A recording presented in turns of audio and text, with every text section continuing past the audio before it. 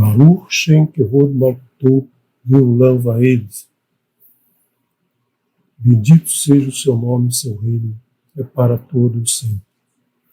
Shabbat Shalom Lekulam, que o Eterno te abençoe e te guarde você, tua casa, tua família, toda a tua parentela. Estamos hoje reunidos aqui em mais um Shabbat maravilhoso do Eterno, esse dia em que nos deliciamos, nos deleitamos no Eterno, dia que o Eterno nos pediu para lembrar, nos mandou lembrar. Lembra-te, o dia de Shabbat para santificá-lo. Né?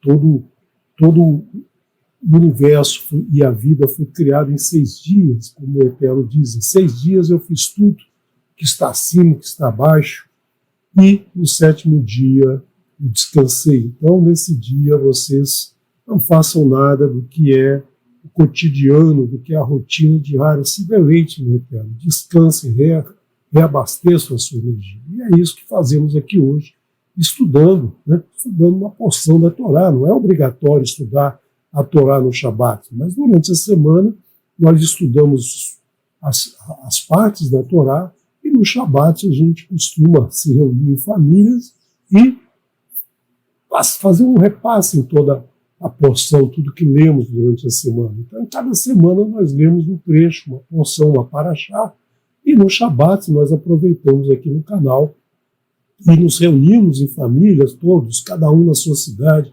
cada um na sua casa, cada um num país do mundo aí. Nós temos participação de irmãos em todos os países do mundo, né? Nós nos sentamos para discutir uma porção especificamente. Então, eu convido você hoje a abrir o teu coração para a gente estudar um pouquinho da porção Vaerá, a porção Vaerá, que é a segunda porção do livro de Shemot. Né? O livro de Shemot nós iniciamos na semana passada, nós vimos Moshe surgindo, né? Moshe aparecendo lá quando ele foi colocado num berço, numa pequena arca, né? Como a arca de Noé, a mesma palavra da arca, né? Essa arca foi colocada ali junto aos juncos, porque ele deveria ser jogado no rio, por ordem do faraó, e aí foi recolhido pela filha do faraó, foi criado no palácio por 40 anos, depois ele saiu, 40 anos depois ele saiu, e foi viver lá em Midian. Em Midian ele se casou e ficou pastoreando ovelhas até que um dia ele viu lá um arbusto, né, um arbusto espinhoso lá queimando e não se consumia, e ele foi lá ver o que era. O Eterno fala com ele, o chama para ser o libertador do seu povo, que estava lá passando por uma dificuldade muito grande, sofrendo no cativeiro egípcio. E aí então ele vai falar com o faraó, ele e seu irmão se junta a ele, Aharon se junta a ele, e ele vai falar com o faraó. Né? Só que aí o que acontece? Em vez da situação se resolver, o faraó fica mais duro, o faraó fica mais irritado. O faraó diz: se vocês têm tempo para ir fazer sacrifício ao seu Elohim, então vocês têm um pouco trabalho, taca mais trabalho neles, né? E aí eles passam a ter um sofrimento muito, muito maior do que eles já tinham, né? Então, o que acontece ali naquele momento é uma ducha de água fria em Moshe. Moshe, que achava que ia ser tudo muito fácil, ia lá, conversa com o faraó e resolve tudo, mas ele, na verdade, né, a situação fica mais difícil, que é o que a gente vê até os dias de hoje, né? A gente procura, quando a gente procura o Eterno, quando a gente procura entender sobre o Eterno, parece que as coisas vão ficando mais difíceis, né? Vão ficando cada vez mais complicadas. A gente quer guardar o Shabat, mas aí aparece um monte de dificuldades, até que no momento que a gente fica a pé, que a gente firma o nosso pé no caminho, né, tudo isso se vai, toda essa dificuldade é removida do nosso caminho. Então a gente passa a caminhar no caminho do Eterno, caminho de retorno ao Eterno, caminho de Teshuvá. Não é um caminho fácil, não é simples, exige muita dedicação, exige muito sacrifício, mas é muito prazeroso, né? E esse sacrifício, então, passa a ser algo prazeroso. Então, é isso que nós precisamos aprender todos os dias da nossa vida, né? Como tornar esse caminho prazeroso, seguindo as orientações do Eterno, cumprindo as suas mitzvot. Então, se você quer andar no caminho do Eterno, se você quer realmente caminhar em Techuvá, você precisa, né, precisa enfrentar essas dificuldades, esses desafios. Você precisa dizer amém nos momentos difíceis, né, e nos momentos agradáveis. Não basta só falar amém no momento agradável, né? Vai lá na sua congregação e fala amém toda hora que tem que falar amém, mas sem saber o que está dizendo. Você tem que falar amém, agradecer no momento difícil, no momento que você tem uma certa dificuldade. Nós vamos ver nessa porção que o povo estava no cativeiro, porque, né, nós vimos lá que assumiu aquele faraó que não conheceu a história de Yosef, não conheceu o período da fome, o período em que todos foram para o Egito buscar comida, e aí o povo cresceu muito, o faraó ficou com medo, porque era um povo que trabalhava muito, mas poderia se rebelar a qualquer momento, e aí, né, o faraó ficaria numa situação muito complicada, teria que uma guerra civil ali não era muito difícil. Então ele endurece com o povo, mostra força, faz pressão sobre o povo. E aí agora, né, quando o povo clamou ao Eterno, o povo pediu ao Eterno para ser liberto, o que vai acontecer é que o faraó vai resistir, o faraó vai medir forças com o Eterno, que é o que acontece todos os dias, né? Todas as implicações do nosso dia a dia de medir força com o Eterno, sejam pelo poder do dinheiro, seja pelo poder sobre as pessoas, seja pelas religiões. Então as pessoas ficam reféns desse sistema nefasto que é o sistema de Nimrod e acabam não aceitando a palavra do Eterno, que é muito simples, né? Muito simples. 10 mandamentos, você cumpre 10 mandamentos, você resolve toda a sua vida. Mas as pessoas querem resolver um e atender o outro. Aquele ali vamos adaptar, né? Não vamos botar no Shabat, né? O sábado é um dia que dá ainda para ganhar muito dinheiro, vamos deixar para o domingo, né? E mesmo assim, o próprio domingo eles já não obedecem como deveria ser, né? Como se fosse mudar o sábado para domingo, e no domingo nós vamos fazer o que deveria ser feito no sábado, mas hoje já se faz completamente diferente, né? O comércio no domingo é igual no sábado, na segunda, na terça. E nós temos, aquele que quer realmente caminhar com o Eterno tem que manter, né? Tem que manter a sua aliança com o Eterno. Porque o Eterno fez uma aliança conosco, nós vamos ver hoje, né? Mas nós temos que fazer a nossa parte, não é só ele. Nós vamos ver que o faraó muitas vezes vai querer concordar, mas aí no meio do caminho ele volta atrás. Então vamos a essa porção que começa no capítulo 6, verso 2. Vai daber Elohim el Moshe vaiomer. Falou Elohim a Moshe e disse para ele, Ani Adonai, eu sou Adonai. Mas aqui ele usou o pronome pessoal que nós usamos no dia a dia, eu, você, né? Quando a gente fala eu, né? A gente fala ni, né? A gente não fala como o Eterno sempre se refere a Nohi. A Nohi é o mesmo pronome, mas utilizado pelo Eterno, né? Utilizado como uma expressão da sua grandiosidade, mas aqui ele se coloca humilde, né? Ele se coloca para Moshe cara a cara, face a face, ou seja, ele conversa com Moshe face a face e ele se coloca como igual a Moshe, né? Então ele diz, Ani Adonai. E você tem que perceber que em nenhum momento até agora ele falou para alguém que Ani Adonai, né? Sempre aparece lá em Bereshit, né? E Adonai falou tal coisa, e Adonai mandou tal coisa, e Adonai fez tal coisa, né? Mas nunca diz que para Abraão, para Isaac, para Jacob ele apareceu e disse Ani Adonai. Naquele momento, né, naquela porção, naquele livro, ele foi Isso é um livro escrito por Moshe.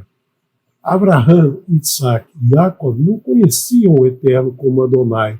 Aparece no texto Adonai muitas vezes, as 4 letras em tetragrama, nessas 4 maravilhosas letras aqui, mas porque esse livro foi escrito por Moshe. Abraham não sabia esse nome, Isaac não sabia esse nome, e ninguém do livro de Bereshit conhecia esse nome. Esse nome só é apresentado a nós aqui, né?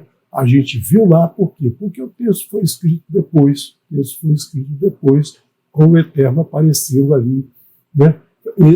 Realizando muitas ações, criando todo o universo, e aí nós vemos que ele aparece naquele livro. E aí aparece agora o nome da porção. Vaerá e apareci, né? Esse é o nome da porção, porque todas essas palavras aqui ou são palavras que já foram usadas, né? Ou são palavras comuns, né? O único nome aqui que não apareceu seria Adonai, mas nenhuma porção começa com o nome Adonai, nenhuma porção se chama Adonai, né? A porção se chama Vaerá, a palavra mais significativa do início dessa porção. Vaerá el Abraham, el Isaac, el Yaakov, be el Shaddai, e apareci para Abraham, para Isaac, para Yaakov, como El Shaddai, no nome El Shaddai, né? Então esse foi o nome que tanto Abraham, quanto Isaac, quanto Yaakov conheceram o Eterno, conheceram o Criador. O Shemi Yud He Vav He Lo Nodá Ati Lahem. E meu nome Shemi, né? Shema é ouvir, Shem, o nome, né? Shemi, meu nome, e no meu nome, Adonai, né? Yud, He, Vav, He, essas 4 letras que nós traduzimos como Adonai, como Eterno, como Hashem, né? E é o nome que nós nos referimos ao Eterno. Os outros nomes adotados pelas religiões devem ser evitados, né? Porque são nomes que remetem, né? Um nome muito conhecido no mundo inteiro é um nome que remete a Zeus, né? A Zeus, que era um deus grego, a Júpiter, né? Júpiter, Zeus, é um nome que foi traduzido para Theos, né? Theos é esse nome que é associado a Zeus, que depois passou para o latim como Dio, né? Dio, que depois passou para as línguas, né? Com o nome que é usado até hoje. Mas sempre que a gente fala esse nome, a gente está se referindo a Zeus, a gente está se referindo a Júpiter, ou seja, um deus greco-romano, um deus que veio trazido da mitologia greco-romana. Então nós devemos evitar esse nome. Baruch. Nós devemos evitar esse nome usado no cotidiano, né? Existem alguns textos que colocam D-U-S, né? Para dizer que não é aquele mesmo. Mas também não está correto. A gente prefere usar Eterno, Adonai e Hashem, o nome, né? O nome que nós não sabemos como se pronuncia. Lono Dati, nós temos aqui a palavra Daat, ó, Dalet, Ain e Tav, Daat, né? Não me fiz conhecer, e esse Yud aqui é o pronome pessoal, não me fiz conhecer Lahem, por eles, né? Nós temos aqui, então, esse nome que o Eterno fez se conhecer por todos os patriarcas, El Shaddai, né? Nós temos aqui El Shaddai. El Shaddai é o nome, então, que nós vimos, né, em vários momentos que aparece lá no livro de Bereshit, né? No livro de Bereshit aparece esse nome El Shaddai. E nós vemos aqui que o nome El Shaddai tem a gemátria 345, cuja raiz é 3, né? Raiz é a redução desses 3 números num número que vai entre 1 e 9. Então, nós temos aqui 3 mais 4, 7, e 5, 12, 3 e 1, 2 e 1, 3. Então, esse é o nome El Shaddai. Agora, é interessante que nós temos uma palavra de 3 letras que também tem essa mesma gemátria, né? Que é justamente o nome Moshe. Né? Moshe tem a mesma gemátria. Então, quando a princesa egípcia tira Moshe do rio e dá a ele o nome de Moshe, que é um nome egípcio, né? Esse nome aqui tem a mesma gemátria no hebraico de 345. Então tem essa relação muito forte com El Shaddai. Apesar dele não ter sido apresentado ao Eterno, o Eterno não se apresentou a ele como El Shaddai, ele tem uma relação muito forte com El Shaddai. Nós vamos ver o que significa El Shaddai. Né? A mesma coisa é o nome Hashem, né? O nome, Shem, nome, Hashem, o nome. O nome Hashem é exatamente o nome Moshe escrito da esquerda para a direita, né? Hashem, né? Se você ler aqui da esquerda para a direita, você vai ler Rei, Shin e Mem, né? Então Hashem também, né, é o nome de Moshe escrito da esquerda para a direita. Agora, o que quer dizer El Shaddai? El Shaddai não tem tradução, né? No hebraico, qualquer língua você não deve traduzir nome. John é um nome João em inglês, mas você vai lá nos Estados Unidos, chamam John de João, o cara nem vai saber quem você está falando com ele. Né? Então nós temos que garantir o nome no hebraico. Né? Então nós tentamos aqui nesse estudo, nesse canal, sempre manter os nomes no hebraico para que você, né, comece a entender, né, entender um pouquinho do hebraico, porque todas as palavras do hebraico que representam o nome de pessoas, elas têm a ver com algum significado, né? Por exemplo, Yosef, nós vamos ver, nós já vimos aí nos últimos capítulos de Bereshit, vamos ver algumas vezes hoje essa palavra, Yosef significa adicionar, né? Uma operação matemática de adição. Então, Yosef, quando ele nasceu, a sua mãe pediu ao Eterno, Yosef Beni, acrescente um filho para mim. Né? Então, é o nome acrescentar. Os nomes próprios em hebraico, eles têm esse significado de algo que aconteceu durante o nascimento daquela criança. Então, El Shaddai tem um significado. Qual é esse significado? Bom, a gente vai procurar aqui no Tanar, procurar o nome El Shaddai para ver algum significado, só que é muito difícil. Por quê? No Tanar aparece 10 vezes o nome El Shaddai. Né? Tanar significa o Tav. O Tav significa Torá, o Nun significa Neviim, profetas, e o Raf sufit, né, do nome Tanar, o Raf representa Ketuvim. Ketuvim são escritos, são os Salmos, Provérbios, o livro de Ruth, o livro de Esther, né? Nós temos crônicas, nós temos vários livros aqui dentro do Ketuvim. Nós poderíamos até acrescentar aqui os Ketuvim Natserim, né? Fariam parte aqui do Ketuvim, porque são escritos, não são livros inspirados pelo Eterno, são livros que o Eterno, né, permitiu que as pessoas escrevessem, trazendo toda a narrativa da passagem de Yeshua pela terra. Né? Então nós vemos nesse Tanar, o Tanar hebraico, o Tanar Torá, Neviim, Ketuvim, que termina no livro de Crônicas, né?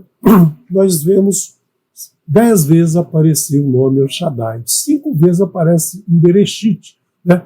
Ele aparece no início, lá no capítulo 17, quando o Eterno fala para Abraão, ande comigo, né? Ande comigo. Né? E aí, nesse momento, ele se apresenta como El Shaddai. Depois ele se apresenta novamente para Itsak, quando Itsak manda seu filho Yaakov ir viver em Padan Aram, e Itsak diz a ele assim, que El Shaddai, né, que El Shaddai te abençoe. Então ele abençoe Yaakov no nome de El Shaddai. Depois também aparece para Yaakov, né? Aparece para Yaakov quando o Eterno diz a ele, eu sou El Shaddai, seu nome agora não será mais Yaakov, será Israel. E ele aparece novamente, tá? Quando quando, quando nós vimos recentemente na porção Vaigash, né? A porção Vaigash, quando Yaakov manda seu filho Yehuda levar Binyamin para falar com o vice-rei e libertar Shimon, que estava lá prisioneiro. Né? Então fala assim que El Shaddai abençoe vocês, tenha piedade de vocês e que vocês sejam libertos. E também nós temos lá no finalzinho, né, na última porção do livro de Bereshit, na porção Miquetes, quando Yaakov diz a Yosef que El Shaddai apareceu a ele lá em Canaã. Então, aqui nós vamos ver nessa porção, hoje nós já vimos, né, no verso 6, verso 3 desse capítulo, né, quando o Eterno diz que apareceu para Abraão, Isaac e Yaakov como El Shaddai. E vai aparecer no livro de Ehezkel e depois vai aparecer 3 vezes no livro de Iov. Mas se a gente lembrar que o livro de Iov foi escrito por Moshe, o mesmo que escreveu Bereshit e Shemot, nós vemos aqui que 9 vezes o nome El Shaddai aparece escrito por Moshe. Né? Então, mas o que quer dizer, afinal, El Shaddai? Né? O que significa El Shaddai? Deixa eu tirar minha cara aqui da frente para escrever aqui embaixo. O que significa? Mas até agora, nesses textos aqui, nós não temos como saber o que significa El Shaddai. Mas nós sabemos que o tradutor teve essa mesma dificuldade. O tradutor resolveu dar, o primeiro tradutor fez isso, talvez lá na Septuaginta, né? Ele colocou isso, e aí todos os outros colocaram a mesma coisa, né? Já que alguém colocou, não vou ser eu o responsável por traduzir o nome do Eterno, eu vou usar a mesma tradução que foi adotada, e as religiões usam esse nome, né? Apareceu 10 vezes no Taná, as religiões usam 10 vezes a cada meia hora, né? Cada meia hora fala esse nome, que não tem nada a ver com o nome El Shaddai, que é justamente, né, o Todo-Poderoso. Todo-Poderoso não tem nada a ver com El Shaddai. Né? El Shaddai não é Todo-Poderoso. Né? O Eterno se apresenta como Adonai Melor Hayamim, né? O Eterno cheio de misericórdia. Melor Hayamim, Melor é cheio. Né? Então, seria aqui cheio de misericórdia? Não. Seria muito? Não. Muito é meode. Mas o que é todo-poderoso? Todo o universo pertence ao Eterno, está contigo no Eterno. O Eterno tem poder, né?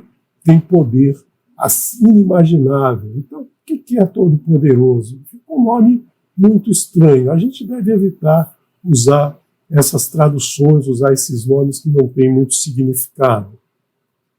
Mas nós vemos aqui também, né, se a gente quiser encontrar um significado, a gente vai lá no livro de Bereshit, capítulo 49, verso 25. Me'el Aviha, do Elohim, né, a palavra Elohim, a abreviação de Elohim, Me'el Aviha, do Elohim de teu pai, né, Aviha, Ve'a Sederra, que te ajudará, Ve'et Shaddai e o Shaddai. Né? Então nós temos aqui uma separação, não está aqui contigo nessa nomenclatura aqui, nessa separação aqui. Por quê? Porque o Shaddai aqui está separado, né? Não está junto. Aqui, quando aparece aqui, aparece El Shaddai, o termo El Shaddai. Né? Então, do Elohim do teu pai, que te ajudará, e do Shaddai, e o Shaddai, vi barechecha, que te abençoará, berrot, bênçãos, Shamaim meal, né? Que te abençoará bênçãos dos céus, de cima, birchot,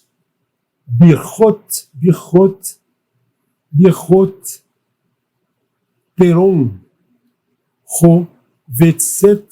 rovetset, tahat, bênçãos do abismo que está embaixo. Lembra que no início o Eterno, nós vimos lá em Bereshit, né? Ruach e Rocher Alpinei Terron, né? e havia escuridão sobre as faces do abismo, esse abismo que está aqui, ó, Teron, né? Teron é o abismo que está abaixo. Então nós estamos falando dos céus acima e do que está abaixo dos nossos pés. Então as bênçãos de cima e as bênçãos de abaixo. Birhot Shadim, bênçãos de seios, Vahaham,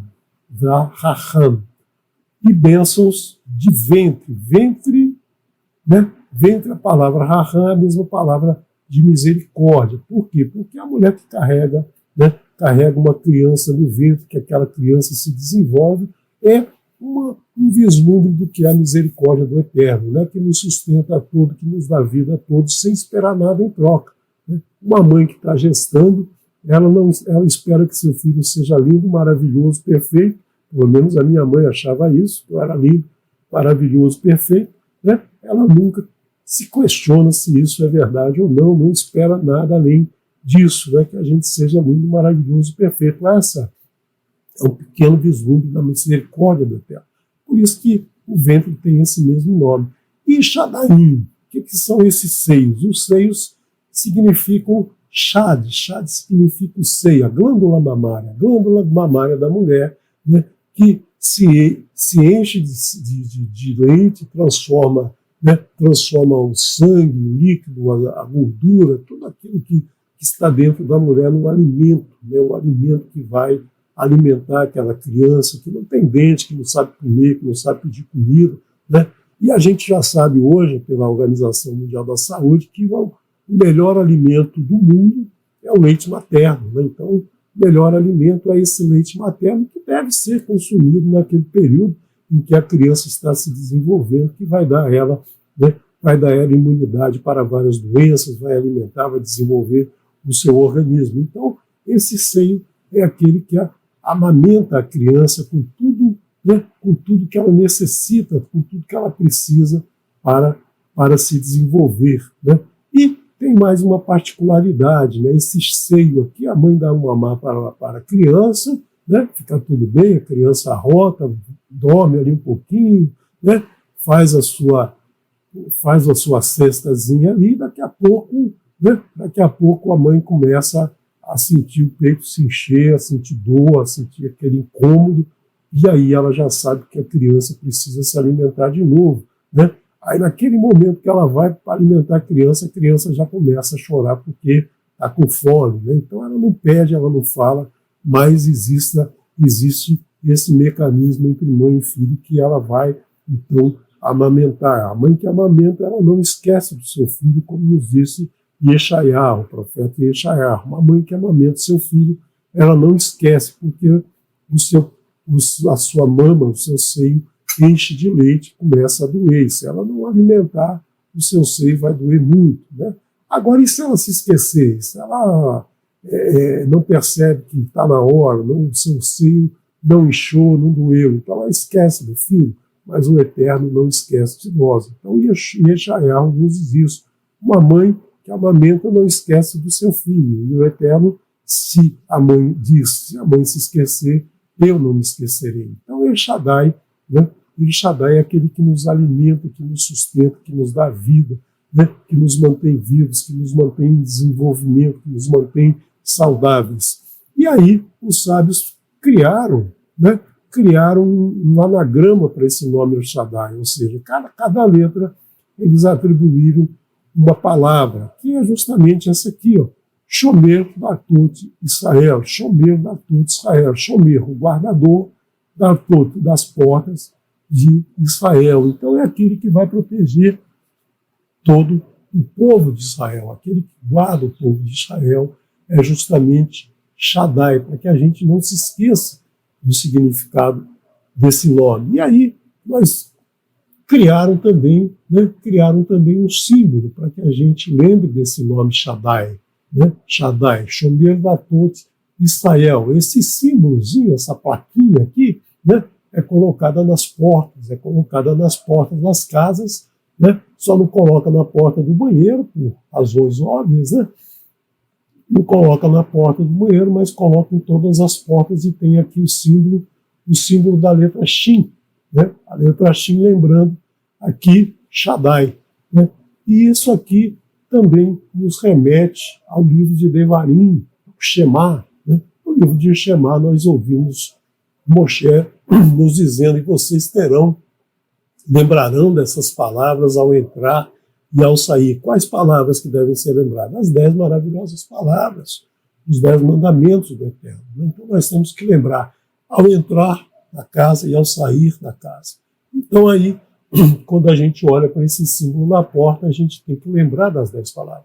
Não achar um símbolo bonitinho, tá até meio tortinho na porta, né? Fica ali meio tortinho, olha para aquilo, beija e não lembra das palavras. O objetivo não é o símbolo, o objetivo é o que o símbolo representa, não é um talismã, não é essa plaquinha que vai proteger a sua casa, né? O que vai proteger a sua casa é a obediência aos mandamentos do Eterno, que são relembradas no momento que você entra e você sai da sua casa, no momento que você está andando, no momento que você está de pé, no momento que você está sentado, no momento que você se deita, no momento que você se levanta, que você deve ter na sua fronte e na sua mão, né? Ou seja, no seu pensamento, na sua consciência, nas suas ações. A mão representa as suas ações. Tudo que você for fazer, você tem que lembrar se não está infringindo alguns dos 10 mandamentos. São só 10, gente. Só 10 é muito pouquinho para se lembrar. Não é o Código Civil que tem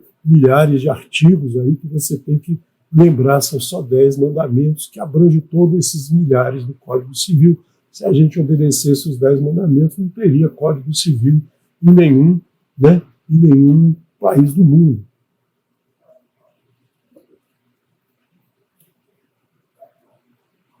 E aí nós temos a gemátria desse nome, né? 10, 4, 300, 314. 314 tem a raiz 8. 8 é a mesma raiz do nome, né, do tetragrama sagrado. E nós temos também que 314 nos remete aos 5 livros da Torá: Bereshit, Shemot, Vaikra, Bamidbar, Devarim. Como assim? Né? Nós temos 2, 300, 302, mais 6, 308, mais 4, mais 2, 304.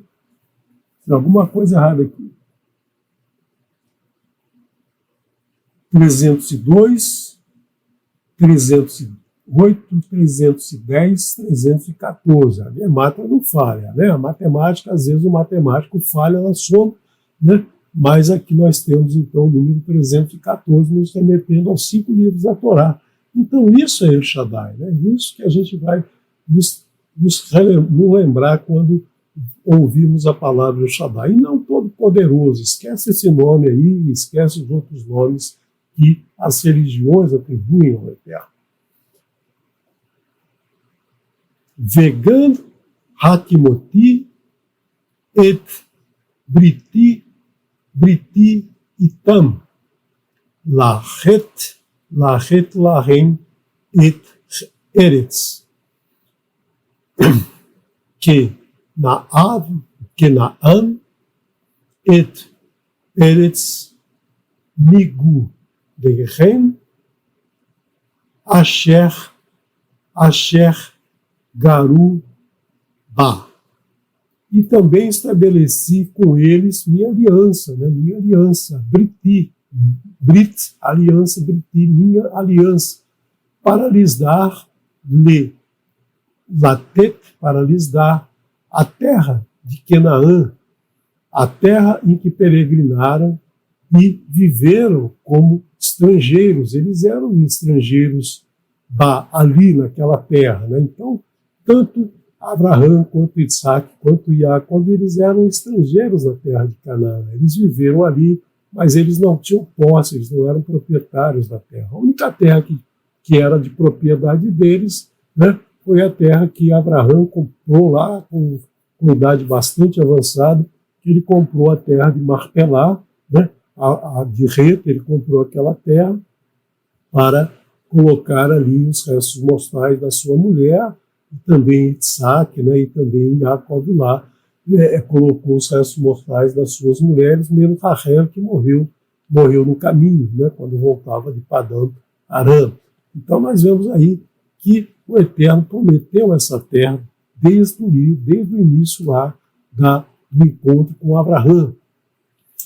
E também eu ouvi o gemido dos filhos de Israel, que Mitzrayim, ou seja, o Egito, né? A gente vai sempre falar Mitzrayim, mas você saiba que é Egito ou os habitantes do Egito, escravizou e lembrei da minha aliança. Ou seja, o Eterno não lembrou da aliança assim, o povo está lá, agora, olhei, estão lá o povo precisando da minha assistência. Não, o Eterno estava preparando o povo, né? O Eterno estava preparando aquele povo, passando por muitas dificuldades, para ver se realmente aquele povo confiava nele, para ver se aquele povo realmente acordava para seguir as suas orientações e também para que Moshe se desenvolvesse, crescesse, aprendesse tudo que ele aprendeu durante a sua vida para assumir aquela atribuição, né? Então ele foi preparado para isso e agora o Eterno chegou um momento para que o povo,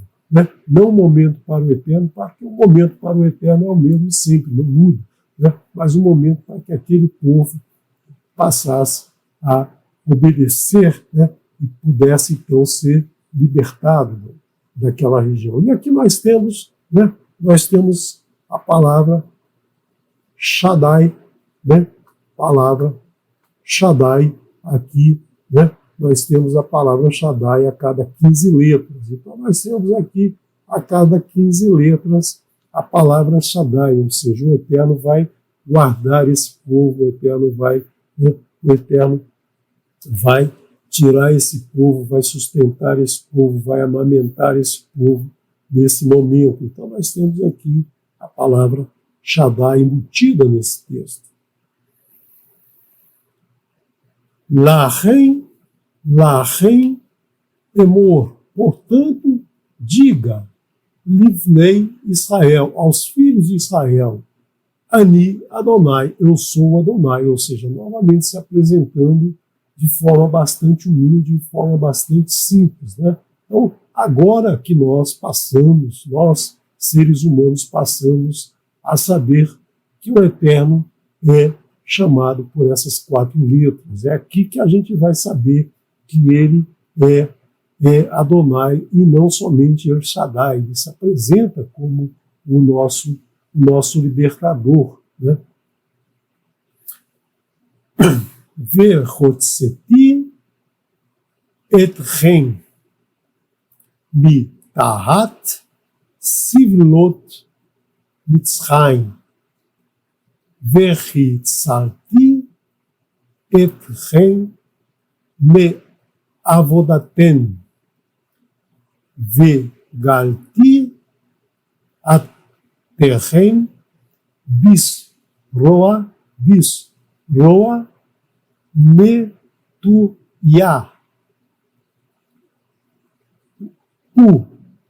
O Vishfatim, né? Aqui nós temos a palavra Mishpatim, né? mais aqui a palavra flexionada, o Vishpatim, Gedolim, né? Portanto, diga aos filhos de Israel, eu sou Adonai, e vos libertarei de sob o jugo de Mitzrayim, e vos resgatarei da servidão, né? Servidão, a palavra Eved, né? A palavra Eved aqui, ó.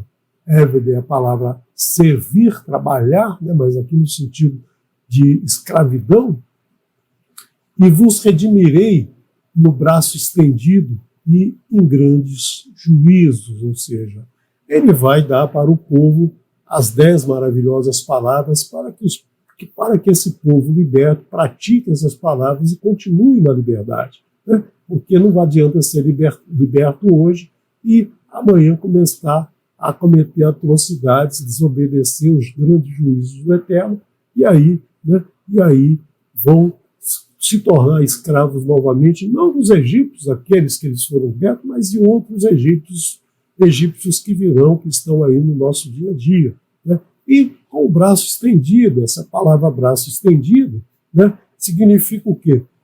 significa a liberdade, né? Nós vimos lá no início aquela figura que eu coloquei de alguém, né, que tem a corrente quebrada, que estava preso, prisioneiro, e se liberta. Se liberta por quê?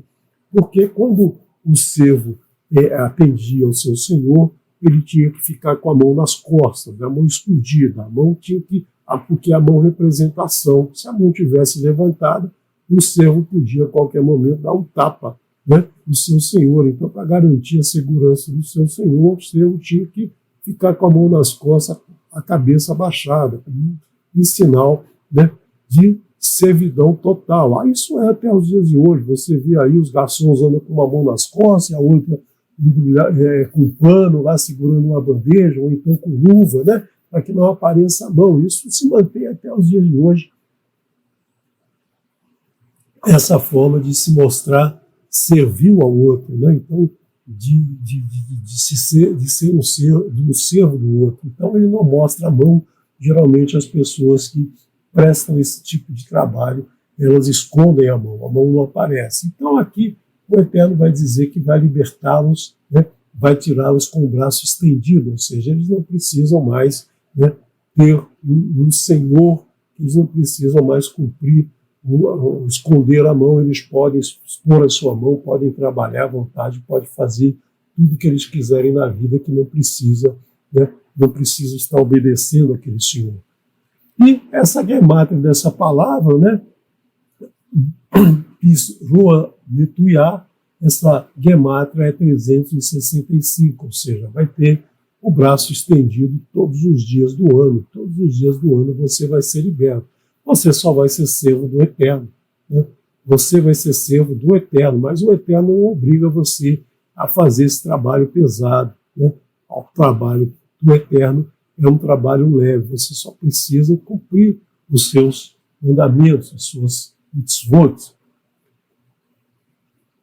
Velakarti, aqui houve um problema com o sinal maçorético. Velakarti etrem li lean, e vos pegarei para mim como povo. Li am, né? Verraiti lahem Elohim, e serei para vós por Elohim. Vi daitem, e conhecerão, da arte novamente aqui, vi daitem que ani Adonai, novamente, né? Conhecereis que eu sou Adonai.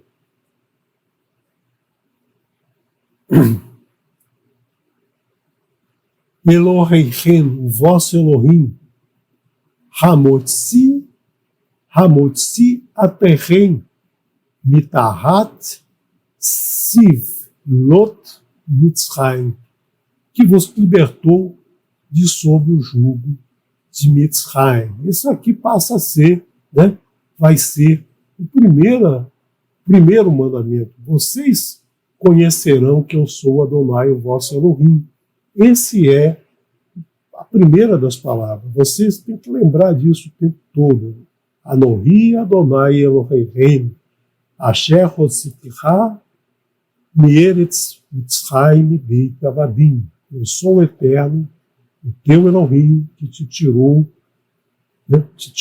da terra do Egito, da casa da servidão. Te tirei da idolatria e te tirei da opressão, daquele jugo que você estava submetido. Então aqui, né, nós não podemos esquecer nunca. Né? Você não pode cumprir os outros mandamentos e esquecer que o Eterno é teu Elohim. Não existe isso. Né? Você nem vai conseguir cumprir os outros mandamentos. Eu nunca assassinei ninguém, eu nunca roubei, eu nunca desrespeitei meus pais. Né? Mas você lembra que Adonai é o teu Elohim? Não, nunca pensei nisso não. Né? Então, não adianta você achar que... Você pode até fazer, você pode até cumprir, né? Mas as 10 palavras você tem que cumprir as 10, não passa a cumprir 9. Né? Aí já tem muita gente em prejuízo, né? Porque nunca cumpre o 4º mandamento. O 1º mandamento já foi tirado da lista, né? Da lista dos 10 mais. Então, muita gente já pode fazer o que quiser, mas já está descumprindo as 10 palavras do Eterno, né? Por imposição de uma comunidade, né? Por imposição de outras pessoas que mudaram, né? Pegaram os 10 mandamentos e mudaram em outras 10 palavras escritas aí por qualquer, né? qualquer sacerdote de plantão aí escreveu, hoje eu vou escrever novas palavras e vai ficar muito mais bonito, vai rimar melhor, né? E aí esquece que a palavra do Eterno não muda. Então esse é, aqui no Egito, né? Ele está firmando essa aliança conosco. E vos levarei à terra que levantei minha mão para dá-la para Abraão, para Isaque e para Jacó, e a darei a vós como vossa herança. Ani, Adonai, eu sou Adonai, eu sou o Eterno. Então, né? Então, essa é a terra. Qual é a terra de Canaã? Então, todos nós temos que ir lá para Canaã, viver em Israel. Não é isso que ele está dizendo, né? É a terra da liberdade. É a terra em que você vai viver, né? Que você vai viver seguindo as orientações do Eterno. É a nova Jerusalém que vai descer no Olam Rabá. Só aqueles que cumprem isso aqui vão ter direito a ir a essa terra como ele nos prometeu, né? Não é você ir morar lá em Israel, não garante nada. Você ir morar em Israel não garante nada, né? Se você não cumprir a sua parte da aliança. Vai daber Moshe quem el bnei Israel, velo shamu el Moshe mi kotser ruach u me'avodah kashá. E falou Moshe assim aos filhos de Israel, e não ouviram Moshe, pela falta de ação e pelo trabalho penoso, né? Não teimoso, penoso, kashá. Não ouviram, Moshe falou e não ouviram. Mas esse pessoal era muito difícil, né? Só porque estava trabalhando, só porque tinha muito trabalho para fazer, estava sem ação. Na verdade, Moshe fala até hoje e muitos não ouvem. O que é Moshe falar, né? O que é Moshe falar? É a sua Torá, a Torá de Moshe, a Torá que o Eterno nos entregou através de Moshe, que o Eterno chama de Torá de Moshe, né? É o que Moshe fala para nós todos os dias, é essa Torá que você tem aí na sua casa, né? Que você estuda, mas você tem que praticar, porque se não praticar é como se não estivesse ouvindo, você está só olhando a letra, né? A palavra escrita, mas você tem que entrar dentro da palavra escrita e trazer ela para a sua prática. Muita gente hoje, né, tem um trabalho penoso, tem que pagar contas, tem que levar filho para a escola, tem que pensar no futuro dos filhos, tem que pensar em muitas coisas, tem que adquirir propriedade para quando morrer deixar essa propriedade toda aí para os seus descendentes, né? Os seus descendentes não vão precisar trabalhar. Na verdade, não é isso que você precisa parar e ouvir. O Moshe está falando, vamos ouvir, hoje é Shabat, o Moshe está falando, vamos ouvir o que ele está falando, e não lá para a lojinha vender quinquilharia, né? Vender coisas desnecessárias, né? Coisas que até fazem mal à saúde, que muita gente vende sem saber. E pela falta de ação, ou seja, pela falta de determinação, pelo Ruach que não está se movendo dentro de você. O Ruach Elohim é que provoca a ação para a gente realizar, né, essa missão de ouvir ao Eterno e praticar os seus ensinamentos. Quando falta o Ruach Elohim, não há vida. Então, aquela pessoa que não se dedica a ouvir Moshe, ela não tem desperto dentro de si essa ação de provocar mudanças no mundo. Né? Então, nós temos sempre que ouvir, né? Ouvir Moshe e fazer com que esse Ruach Elohim se mova dentro de nós e que não sejamos escravos do trabalho penoso. Então, nós temos aqui essa promessa de liberdade.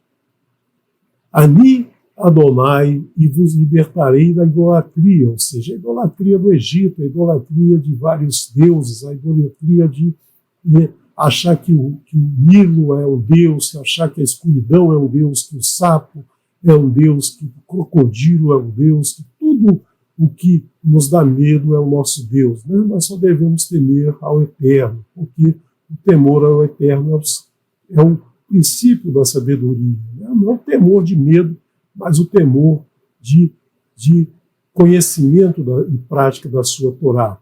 Irat Adonai é igual a mesma gemátria de Torá Adonai. Então, nós temos que temer somente ao Eterno.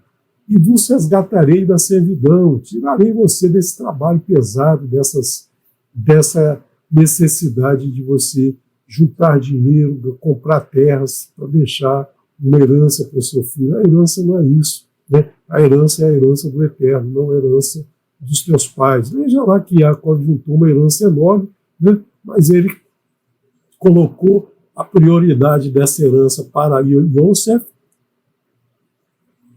mas Yosef já era muito mais rico que seu pai, quer dizer, ele não precisava daquela herança, mas ele precisava da bênção do Eterno. E redimirei vossos pecados. A partir do momento que você confessa o teu pecado e se compromete a nunca mais transgredir, você vai ser redimido. Então aí é nesse momento que o Eterno te redime. E vos pegarei, vos tomarei por meu povo, você será o meu povo escolhido. Né? Muita gente acha que o povo escolhido é o povo judeu. Né? O povo judeu que pratica os ensinamentos do Eterno mas também você, também eu, né? Se a gente praticar os mandamentos do Eterno, nós vamos ser o povo escolhido. E serei vosso Elohim, serei reconhecido como vosso Elohim. E vos levarei à terra que jurei a Abraão, a Isaac e a Jacó, a nova Jerusalém, né? A nova Jerusalém no Olam Rabá. E darei a vocês como herança. Então todos viverão naquele momento, né? Todos viverão lá no Olam Rabá em liberdade, como ele nos promete. Vai dar beira Adonai el Moshe lemor, né? Falou Adonai a Moshe dizendo: Bodaber ele parou, vai falar ao faraó Meler Mitzrayim, o rei de Mitzrayim, vai chalar e envie et bnei Israel me atso, e envie os filhos de Israel de sua terra, da terra do faraó, da terra que o faraó, né, colocou todo o povo aprisionado, onde o povo está, além de fazer trabalhos pesados para garantir a subsistência, tem que obedecer àquela infinidade de ídolos que eles tinham lá, de deuses, né?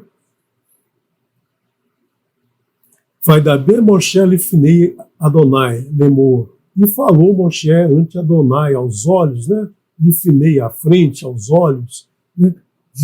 Moshe falava com o Eterno face a face, mas vamos ver isso várias vezes, o Eterno dizendo como Moshe falava face a face, né? Olhando a menina dos olhos, né? Olho no olho, né? Falando amigo para amigo, dizendo: Shem bnei Israel, eles, os filhos de Israel, lo chamu elai, não me ouvem. Ve'em Ishmani parou. Como me ouvirá o faraó? Se aqueles a quem eu sou responsável, de quem eu sou responsável, não me ouvem, como é que vai ser? Né? Como é que o faraó vai me ouvir? Vani aral shefatim, sefatim. E eu sou incircunciso de lábios. O que é incircunciso de lábios? É aquela pessoa que não tem articulação, não sabe falar direito, né? É as pessoas que normalmente acham que olha, eu estudo a Torá, mas eu não sei ensinar a Torá, porque é muito difícil, eu não sei juntar as palavras, os morim do canal são bons, são excelentes, mas na verdade todo mundo aqui, né? Todo mundo aqui tem dificuldades em falar e expressar suas ideias, né? Mas a gente tem certeza que quem fala através de nós é o eterno. Às vezes eu penso que vou falar uma coisa e falo outra completamente diferente, né? Eu fico aqui, eu monto, por exemplo, no meu caso, né? Eu monto um shiur desses aqui e penso que eu vou falar em cada frase, cada palavra, e na hora que eu sento para gravar, sai outra coisa e sai melhor do que eu tinha pensado. Né? Por quê? Porque nesse momento eu estou sendo um representante do Eterno, o Eterno está falando através de mim. Né? Quando a gente fala de coração, né? Se eu fosse falar aqui para ganhar dinheiro com vocês, certamente eu falaria outra coisa que visaria somente a ganhar dinheiro, como muitas religiões fazem, né? Expressam a escritura apenas uma forma de benefício próprio. Aí falam totalmente diferente do que está escrito. Né? E aqui nós temos, no meio dessa palavra aqui, nós temos aqui essas letras escondidas, olha. I, Shu, A. I, Yeshua. Né? Yeshua, mas não o Hanatsiri. Não é Yeshua Hanatsiri. Aqui é justamente a salvação. Moshe está dizendo aqui, né? A salvação, como é que eu vou trazer a salvação, né, se eu não consigo falar direito? Na verdade, você vai conseguir, Moshe, porque quem vai falar é o Eterno. Né? Quem vai falar é o Eterno que vai dizer aqui, né, as palavras através de Moshe. Vai da Bira Adonai el Moshe el Haron Vaitzavem el Bnei Israel. E falou Adonai para Moshe e para Arão, e ordenou-lhes sobre os filhos de Israel, Ve'el Faró, Melech Mitzai, e sobre o faraó, né? E sobre o faraó, rei do Egito. Lehotzi et Bnei Israel Me'eretz Mitzrayim, para tirar os filhos de Israel da terra de Mitzrayim. Então Moshe e Arão tinham que falar isso, né, para o povo se convencer de que eles ganhariam, né, ganhariam a sua parte na aliança com o Eterno. Então o povo tinha que ter essa vontade dentro do coração. Porque se o povo não tem essa vontade dentro do coração, não adianta, né? Você não consegue libertar ninguém que quer permanecer preso. Né? Você abre a porta da gaiola lá, o cara está lá dentro preso, você abre a porta da gaiola, aí ele pensa, pô, mas aqui eu tenho comida, durmo de graça, né? Como de graça, durmo de graça, de vez em quando eu vou tomar um sol, de vez em quando tenho um banho, né? Eu vou ficar aqui, eu não vou sair não, eu vou ficar aqui dentro. Aí não tem jeito, né? Você tira ele à força, quando você vira as costas, ele correu lá para dentro da cadeia, né? Por dentro da gaiola. Então é isso, né? É isso que o Eterno está dizendo. Esse povo tem que ser convencido. E também o faraó, né? O faraó tem que se convencer de que manter o povo em escravidão não traz sucesso nenhum para ele. Né? Ele tem que colocar esse povo em liberdade, tem que deixar o povo sair. E aí, né, vamos entender quem é Moshe e quem é Aharon. Nós já vimos lá na primeira porção, nós já vimos que Moshe e Aharon eram irmãos, filhos de uma mulher descendente de Levi, tinha uma irmã chamada Miriam, né? Tinha um pai também descendente de Levi, e que Moshe foi criado lá no palácio do faraó, e aí, depois de 80 anos, se encontrou com seu irmão, mas quem eles são dentro dessa história, dessa genealogia de Levi? Então vamos aprender um pouquinho da genealogia. Né? A genealogia sempre é importante, por quê? Porque a gente aprende aqui nomes, a gente aprende um pouco da história, e quando chega lá na frente, a gente ouve um nome de novo e não sabe de onde veio. Então, quando você sabe de onde veio, você sabe, esse aqui é daquela família, esse aqui faz isso porque ele tinha tal relação com aquele outro. Né? Então, você precisa estudar a Toldot, a genealogia, a geração, a história, né? A mesma palavra para representar, né, várias faces do mesmo assunto. Ele Ele Hashei Bnei Israel, né? Desculpe. Ele Hashei Beit Avotam.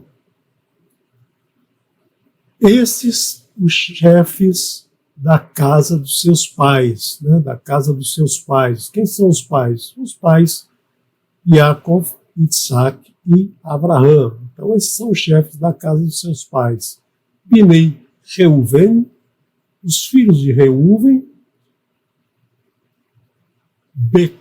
Bechor, Israel, Hanor, Falu,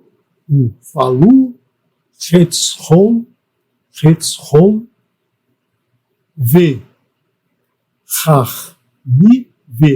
Chachmi, Ele, Mishpahot, Reuven. Esses são os chefes das casas de seus pais, Rosh, né? Rosh, Rashi, Rosh, né? Os chefes das casas dos seus pais, os seus antepassados, os filhos de Reuven, o primogênito de Israel. Mas o primogênito de Israel aí não era Yosef? Yosef era o primogênito escolhido, né? Escolhido por Yaakov. Yaakov escolheu ele como primogênito porque era o filho da mulher amada. Mas para o eterno primogênito é sempre o primeiro filho nascido da força do seu pai, ou seja, é aquele filho que nasce, seja da mulher amada, seja da mulher odiada, seja da mulher desprezada, seja de quem for, daquela mulher que ele só viu uma vez, mas teve um filho com ela e nunca mais viu nem a mulher nem o filho. Aquele é o seu primogênito perante o eterno. Então, Reuven, por mais problemas que ele tenha apresentado, ele é o Barro de Israel, ele é o primogênito de Israel. Então, nós temos aqui Hanor, né? Hanor, Palu, Hetzron, né? E Carmi. Esses são as famílias. Uvinei Shimon, Yemuel, Ve Yamin, Ve Ohad, Ve Yachim, Ve Tsoar. O Shaul ben Hakadanit, Ele Mishperot Shimon. E esses, os filhos de Shimon, foram Imoel, Yamin, Ohad e Kahar, e Achim, e Tsoar, Tissohar, e Shaul, filho da Cananite. Essas são as famílias, né? As famílias, essa é a geração de... Ué, o que aconteceu? Essa é, então, a família de Shimon. E aqui nós temos uma menção aqui a esse Shaul ben Hakadanit. Por que aparece esse Shaul ben Hakadanit? Ou seja, filho de uma mulher cananita, né? Que muitas vezes é traduzido filho da mulher cananita, filho da cananita, mas aí não tem muita explicação quem é essa mulher cananita, né? Nós temos que decifrar isso aqui, né? Porque isso aqui é um detalhe importante. É o importante dentro da família de Shimon, dentro do arrependimento de Shimon. Quem é essa mulher cananita? Será que Shimon teve um caso lá com uma cananita? Ora, bem pouco provável, né? Porque Shimon e Levi foram lá e passaram a peixeira em vários homens cananitas, né? Homens cananeus. E aí as suas mulheres ficaram viúvas, criando filhos sozinhas. Certamente, né, uma mulher, seja ela já casada, seja ela solteira ainda, se fosse se relacionar com Shimon, né, Shimon ia dormir de olho aberto, porque no meio da noite essa mulher ia cortar o pescoço dele. Todas elas tinham ódio mortal de Shimon. Ou então será que foi uma daquelas mulheres que ele levou para dentro de casa e criou a mulher e seu filho? Novamente, essa mulher também teria motivos para provocar a morte de Shimon. Então não foi nenhuma cananita dessas nascidas em Canaã. Foi uma cananita que se tornou cananita porque, né, porque teve um Baal cananeu. E quem teve um Baal cananeu? Quem foi uma mulher que, em um momento da vida, um cananeu a estuprou, a violentou, né, e ela ficou grávida? Justamente Diná, né? Diná, a irmã de Shimon, aos 16 anos, saiu lá para conhecer as moças da cidade e veio lá um tal de Shechem, a violentou, né?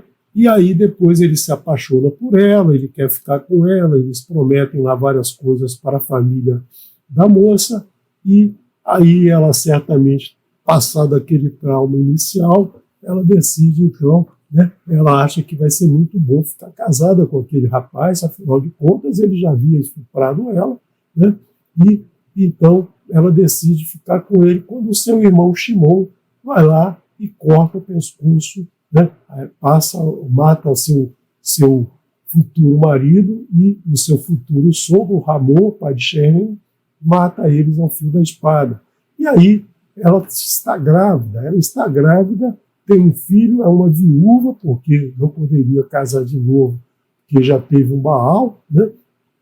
Então, ela tem um filho, e aí vai ser uma viúva e um órfão, ou seja, dois aí que não vão ter herança. Shimon, arrependido de toda aquela ação intempestiva que ele teve de cometer aquele assassinato em série, o que ele faz? Ele cuida da irmã e do filho da irmã como se fosse seu, adota, perfilia o filho, né, digamos assim, perfilia a criança para que ela tenha direito à herança. Então, por isso que vem citado aqui, né, Shaul, filho da Cananita, não vai aparecer mais esse nome, não vai aparecer mais na história esse nome, mas é para você verificar aqui o que aconteceu, né? Você vai ouvir também, como eu já li em vários lugares, que Diná teve uma filha, né?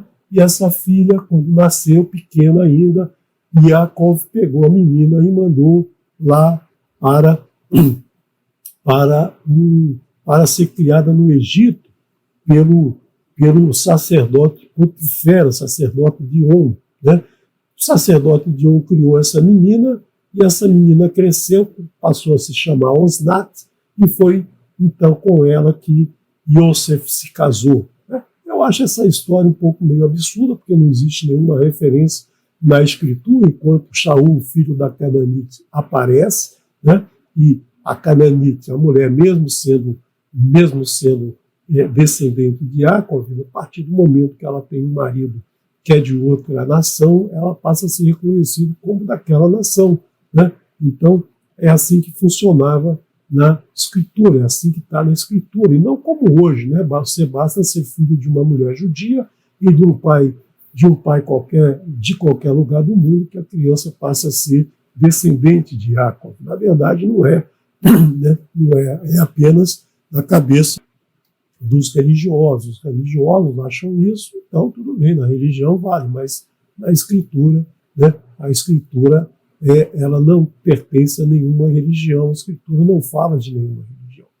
E aí você imagina que uma moça lá com 16 anos foi estuprada, traumatizada, né, tinha que ser tratada por psicólogos para resolver aí o seu problema, e logo depois, quando ela acha que vai estar tudo bem, seu marido é assassinado pelo seu irmão, né? Ela passa a odiar o irmão, ela passa a sofrer mais ainda, aí está grávida, vai ter uma criança, aí seu pai pega a criança e leva ainda para longe, ela nunca mais vê essa criança. Que motivo teria, né, para essa moça ter tanto sofrimento na vida, né? Então, eu acredito que essa teoria aí da moça cananita ser Osnat não tem muito fundamento. Mas vamos lá, porque também, né, não cabe a gente ficar julgando isso. Ve'ele Shemot Binei Levi. E eis os nomes dos filhos de Levi. Olha, Shemot, o nome desse livro que nós estamos estudando aqui. Igualzinho aqui, né? Shemot, os nomes dos filhos de Levi. Letoldotan, por suas gerações, por sua genealogia, por sua história. Gershom, Vekehat, Vemerari. Veshinei Haye Levi, Sheva, Sheloshim, Meat, Shaná. E esses são os nomes dos filhos de Levi por suas gerações, Gershom, Kehat, Merari, e os anos da vida de Levi foram 137. Então aqui nós temos Sheva, 7, Sheloshim, Shelosh é 3, Sheloshim, 30. Então você quer fazer uma numeração, Arbaim, né? É só acrescentar o plural aqui, né? Sheshim, 6, 60, né? Sheva, Shevaim, você vai ter, então, né? Você vai ter aí a dezena correspondente. Então, 137 anos. E aqui nós vemos uma particularidade, né? Gershom, com um anúncio fit, que significa Ger, estrangeiro, Shom, pequeno, Gershom, pequeno estrangeiro. Nós vamos ver lá mais um pouquinho à frente que Moshe vai ter um filho chamado Gershom, né? Shom, com uma menso fit, que é Ger, estrangeiro, Shom, Shom que vem de Sham, Sham ali, né? A Shin é a menso fit, significa estrangeiro ali, porque ele teve um filho em Midian, quando estava longe da sua terra. Então, ele era um estrangeiro e ali ele teve um filho. Kehat vem de Kahal, reunião, assembleia, um ajuntamento de pessoas. E Merari, vem de Mará, né? Vem de Mará, minha amargura. Pinei Gershon, Livni Veshimi, Le Perrotan, né? Parrot, Mishpahat, família Mishperrotam, a família deles, a família deles. Até agora nós não chegamos no Moshe e no Aharon. Nós vimos então já a genealogia de Reuven, o primogênito, Shimon, o segundo gênito, né, o que nasceu em segundo, e Levi, o terceiro gênito, o terceiro que nasceu. Né? E agora nós estamos vendo os filhos de Levi, o Vinei, Kehat. Agora nós vamos aos filhos de Kehat, Amram e Itzvah, ve Hevron, e Hevron, ve Uziel, o Shinei Haye, Kehat, Shelosh, o Sheloshim, o Meat Shaná. Aram, Itzhar e Hevron, e Uziel, e os anos da vida de Kehat foram Shelosh, 3, o Sheloshim, né, como eu disse, Sheloshim, plural de Shelosh, ou seja, plural, acrescentando aqui um 0 no 3, né, 30, 133 anos. E o que quer dizer Amram? Né? Um nome muito parecido com Avram. Lembra de Avram? Né? Só que Avram é com Aleph aqui, né? Avram, né? Avram. Nós temos aqui, né, povo exaltado, né? Povo exaltado, Ram, né? Avram é Avram com Aleph, que significa pai exaltado, mas não exaltado no sentido de que está bravo, está chateado, está querendo distribuir pancadaria para todo lado, mas exaltado no sentido de renomado, de respeitado, de reconhecido, de ser um ser que está, né, que está acima. Então Avram era pai exaltado, um pai reconhecido. E Amram, um povo, povo, Ram, exaltado. Uziel, minha ajuda. Ajuda. Uzi, minha ajuda. Minha ajuda é Elohim. Um nome muito conhecido em toda Israel até os dias de hoje, porque muita gente se chama, muito homem recebe esse nome, Uziel, e tem até, né, tem até um monumento histórico lá em Israel, segundo o Moré Marcos Felipe nos informa em um outro estudo, né, que Uziel é um monumento às crianças que foram assassinadas lá no Holocausto daquela fatídica guerra que aconteceu uns 80 anos atrás, 90 anos atrás. Né?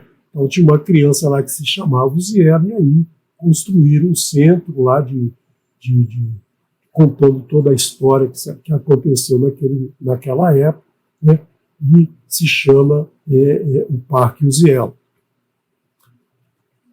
Uvinei, e aqui os filhos de Merari, Mahli e Mushi.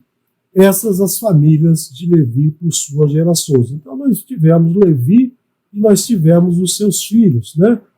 Nós tivemos os seus 3 filhos e os filhos dos seus filhos. E até agora nós não vimos, né? Nós não vimos Moshe e Aharon. Nós vamos ver agora, né? Vaikar Aram et Yoheved, e tomou Aram a Yoheved, né? E tomou-a. Esse é o termo utilizado para o homem casar com uma mulher. Não vai lá no mercado e pega lá uma mulher e casa com ela. Ele vai, né? Ele vai, se interessa por uma pessoa, né? Tem aquele momento do flerte, de conhecer e tal, e aí ele toma ela para a sua esposa. E Aram, né? E Aram e Yoheved eram parentes, né? Ela era Dodati. Dodati significa tia. Na Torá não aparece neta, não aparece avô nem avó, mas aparece Dod e Dodá, né? Dod Dalet e Vav. Vav Dalet, que aqui está flexionada, Dodatou, a sua tia, a tia dele, né? A própria tia dele, ou seja, a irmã do seu pai. A irmã do seu pai, ele casou com ela. Conta aí os sábios que ela já tinha uma certa idade, não tinha filhos, aí ele se casa com ela, porque gostava da tia, certamente, né? Tinha uma afinidade com ela, casou com ela para que ela não ficasse, né, uma viúva sem herança. E Dod também significa a palavra alguém muito amado. E a gente vê, né? A gente vê pelo nome de Davi. Davi é Dalet Vav, né? Dalet Vav, Dalet. É a mesma palavra para Dod, né? Dalet Vav, Dalet. Então Davi realmente foi um rei muito amado.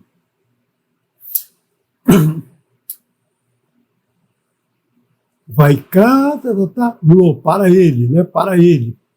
Le Isha, por mulher, por esposa. Então ela passou a ser a sua esposa. Va telet lo, e ela gerou para ele Aaron, né? Aharon, veet Moshe, né? E Moshe, Aharon e Moshe. Aqui apareceu Aharon e Moshe. O Shinei Haya Aram, né? Sheva o Sheloshim o Meat Shana. E os anos de vida de Aram foram 137. Aqui é interessante a gente ver isso, porque no estudo anterior nós vimos que um homem descendente de Levi casou com uma mulher descendente de Levi, e esse homem nunca mais aparece, ninguém fala mais dele, se ele falava alguma coisa, se ele dava palpite, né? Enfim, o que ele fazia da vida, se ele fabricava tijolos, se ele pastoreava ovelhas, se ele pescava no rio, ninguém sabe nada sobre ele, mas aqui mostra que ele viveu 137 anos, né? Quer dizer, participou de muita coisa durante a vida. E aqui também nós não vemos o nome da menina Miriam, né?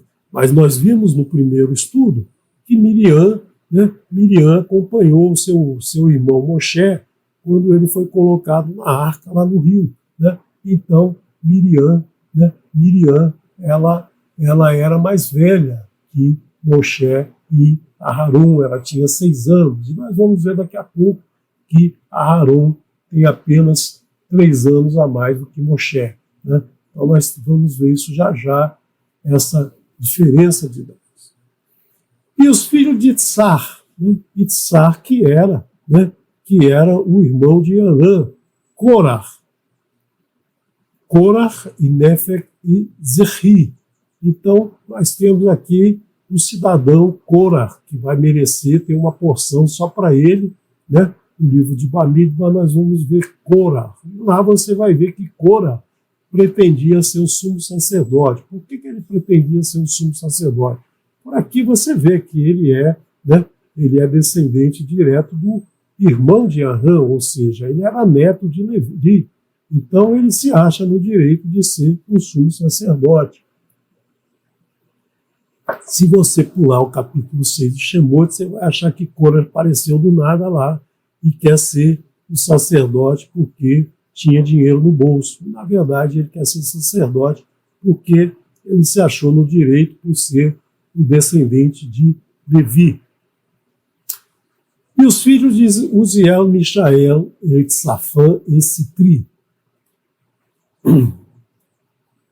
E tomou Vaikra Aaron Elisheva, Bat Aminadav, Ahot Nachshon, Lo Leisha,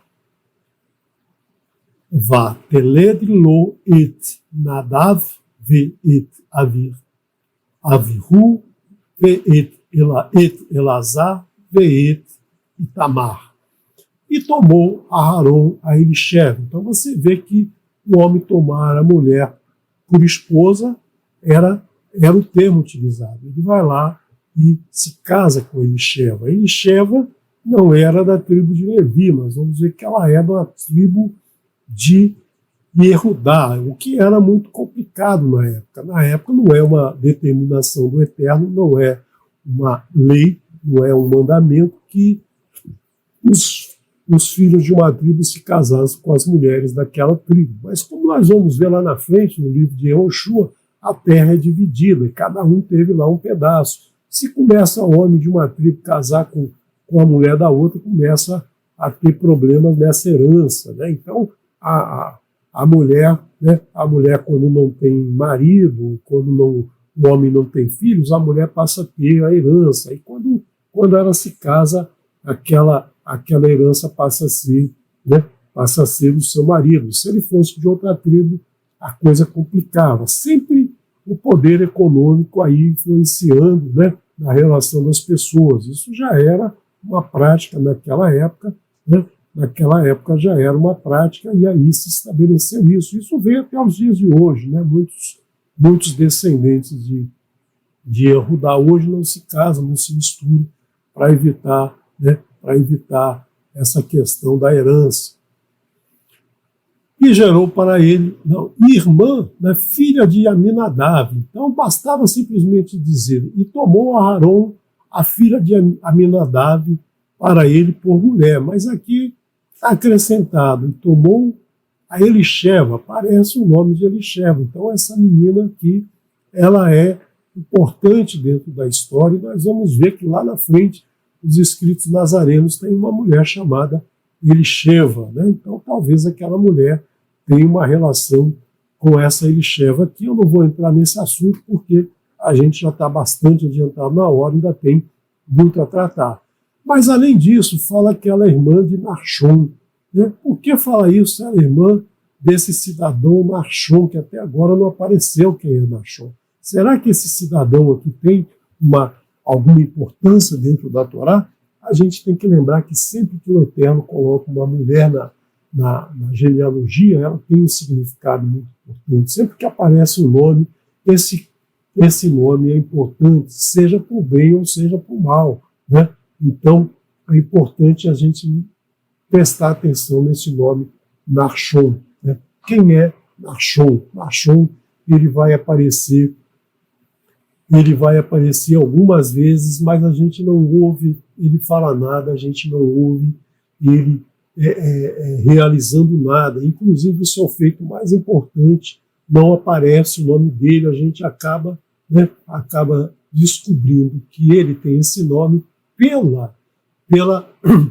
por toda a bênção que o Eterno dá a ele. Nachshon vai ser aquele cidadão, nós vamos ver mais à frente, lá na porção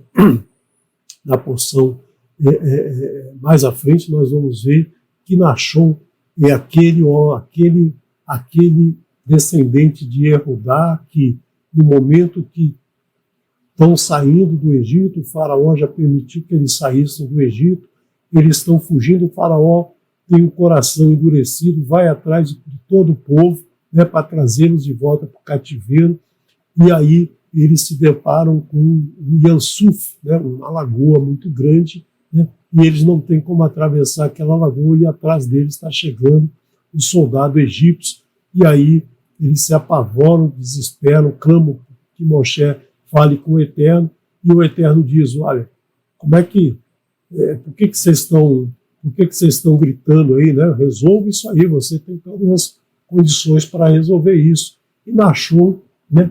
Nachshon, ele confiando no Eterno, ele entra na água, e quando a água chega ao seu pescoço, ao seu queixo, né? Quando ele já está no seu limite, o Eterno abre o mar e todos passam. Todos passam, poderia passar só ele que confiou, né? Podia passar só ele, mas o Eterno, desde que um confie, né? Ele estende a sua bênção para todos aqueles que estão com esse, que confia nele. Isso foi com Moshe, isso foi com Nachshon. Então, Nachshon, ele recebe o mérito de sempre que a tribo toda a tribo de Israel se levantava para se mover atrás da nuvem, ele era da tribo de Erudá, era a primeira, e ele era o primeiro a caminhar com o estandarte, né, com o estandarte no movimento de caminhada do deserto. E também, quando chegava, logicamente, ele era o primeiro. Então, ele sempre teve esse mérito, e eu tenho dentro de mim a consciência de que, por conta de Nachshon e Erudá, é a tribo que permanece até os dias de hoje. Todas as outras tribos, né, 10 tribos desapareceram, as outras 2, Levi, né, e metade da tribo de Benache, se uniram a Erudá, e hoje nós temos só o povo Yehudi, justamente, eu acredito, justamente porque Nachshon, né, Nachshon era um Yehudi, Nachshon também dele vai nascer o Davi Amelé, o Shlomo Amelé e Yeshua Hanatsiri. Então, eles vão nascer da linhagem de Nachshon. Por quê? Porque ele confiava no Eterno, até debaixo d'água, como a gente diz, né? Porque ele praticamente afundou no mar, no Yansuf, confiando no Eterno que o mar se abriria, que a liberdade que o Eterno prometeu, né, seria uma realidade. E os filhos de Korah, Assir e Elcanã e Abiasav, essas as famílias Korahim. Aparecem aqui esses nomes por quê? Porque Korah era a figura do mal, né? Era um cara ruim. E aparecem seus filhos que são pessoas excelentes, que são pessoas que vão produzir salmos excelentes. E Elazar, filho de Aharon, tomou para ele das filhas de Putiel por mulher, e ela gerou para ele Pinhas, esses os cabeças dos antepassados dos Leviim, por família. Pinhas também vai merecer uma porção só para ele, né, quando ele vai vingar, né, quando ele vai vingar o Eterno contra a afronta de um descendente de Shimon, que vai afrontar toda a nação israelita, né, que quando ele leva mulheres prostitutas midianitas, uma prostituta midianita, e passeia com ela na frente de Aharon e na frente de Moshe, né? Então, Aharon tomou essa mulher, né, uma das filhas de Putiel, uma midianita, por mulher. Então, nós vamos ver agora aqui um diagramazinho que eu fiz aqui, só juntando esses nomes. Levi, né, que deu origem aos Leviim. Os Leviim, dentro dele nós temos uma parcela que era Kohanim.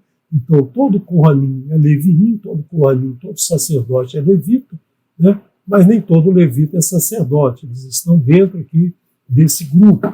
E nós temos aqui os 4 filhos. Gershon, um filho, Kehat, outro filho, Merari, um outro filho, e Yoheved, né? Yoheved, que é a filha, né, dessa filha aqui. Então aqui nós temos esses rapazes aqui, Nini e Shimbi. Aqui nós temos Arã, né? Arã casa com Yoheved, a sua tia, e tem Miriam, Aharon e Moshe. E nós temos Itzar, Itzar tem os filhos Korah, Nefeg e Zihri. E esses aqui são justamente os que vão ser responsáveis pelo Mishkan, pela construção do Mishkan, principalmente Hebron e Uziel. Hebron é o nome até de uma marca de petróleo, né? Uma marca de uma indústria de petróleo chamada Hebron. Hebron até os dias de hoje. Então esses dois aqui vão trabalhar nos itens do Mishkan. Por isso que Korah se achava no direito, né, de ser sacerdote no lugar de Aharon, porque ele veio aqui dessa família que foi separada para cuidar dos itens do Mishkan. Então ele era filho de Itzar, primo direto de Moshe, né? Ele tinha como tia e tia-avó ao mesmo tempo, né? Era tia e tia-avó, Yoheved, né? E aqui nós temos que Aharon se junta com Elisheva. Mas de onde vem Elisheva? Elisheva vem aqui, Yehudá, né? Yehudá, naquele momento em que ele apresentou para o pai, né? A túnica talar, né? E se arrepende de tudo aquilo que aconteceu com Yosef. Ele sai, vai para uma região adulamita, né? Se trabalha com um cidadão adulamita e conhece a filha de Shua. Shua era um concorrente do seu patrão, e aí a filha de Shua casa com ele e ele tem esses 3 filhos, Onan e Shelah. E Onan se casam com Tamar, né? Mas ao mesmo tempo eles são perversos aos olhos do Eterno e são mortos, e Shelah não casa com Tamar para ter, né? Casou, morreu, Onan casou para garantir o levirato, morreu, Shelah não casou, e Yehudá não deu Shelah para casar com Tamar, e aí tem um momento lá em que ele se encontra com ela, julga que ela é uma prostituta, sua mulher estava morta, ele tem uma relação com ela, e ela tem 2 gêmeos, Peretz e Zerar. Peretz tem o filho Hetzron, né, que tem aí 3 filhos, e do filho Ram, o filho do meio, nasce Aminadav. Aminadav tem Elisheva e Nachshon, né? Nachshon vai ter um filho chamado Salmá. Seu filho Salmá, quando tem a divisão das terras lá divisão das terras ainda não, quando Yehoshua entra em Jericó, Salmá vai com um outro lá visitar a terra como espia, ficam escondidos na casa de Rahav, uma zonal, uma prostituta, e se apaixona por ela e depois se casa com ela, tem um filho chamado Boaz. Boaz a gente estuda lá no livro de Ruth, né, na parte dos escritos. Ele se casa com Ruth, uma moabita, né, e desse casal nasce Oved, que depois tem Ishai. Ishai tem 7 filhos, o último filho chamado Davi, que vai se tornar Davi Ameler, né? Então, daqui nós temos toda a descendência que vai chegar em Yeshua Hanatsiri, né? Então você vê aqui, né, essa descendência. E Elisheva casa com Aharon, tem Nadav, Avihu, Elazar e Itamar. E Elazar, né, Moshe tem um filho Gershon, né? Gershon, quando ele se casa lá com Tsiporá, filha de Itró, né? Moshe se casou com Tsiporá, e desse casamento nasceu Gershon, com a mãe Sufit, e Eliezer, né?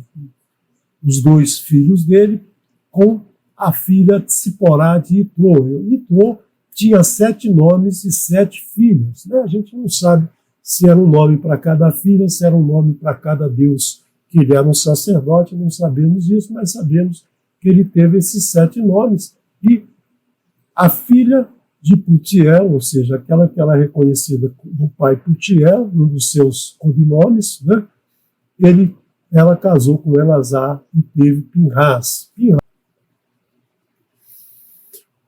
Esses são Aharon e Moshe, aos quais disse Adonai para eles: tirai os filhos de Israel da terra de Mitzrayim por seus exércitos.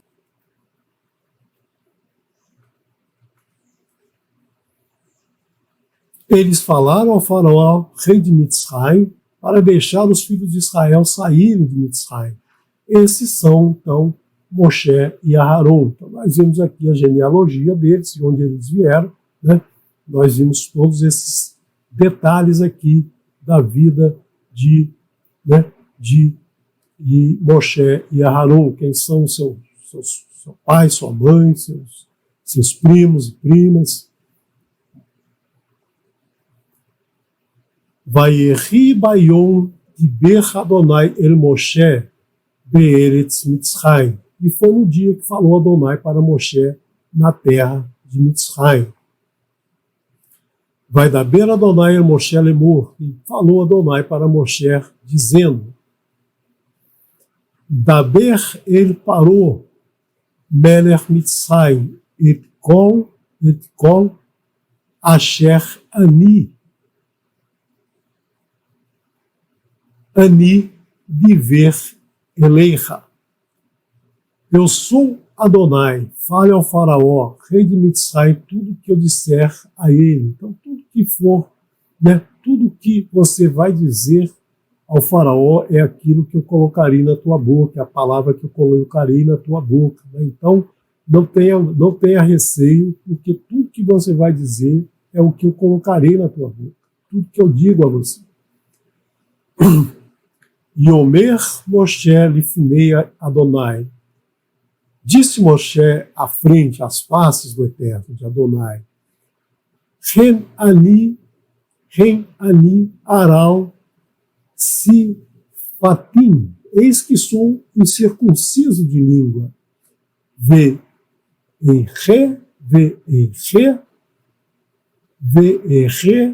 ishma elai parou. Como me ouvirá o faraó? Quer dizer, eu não sei articular, eu não sei falar de público, né?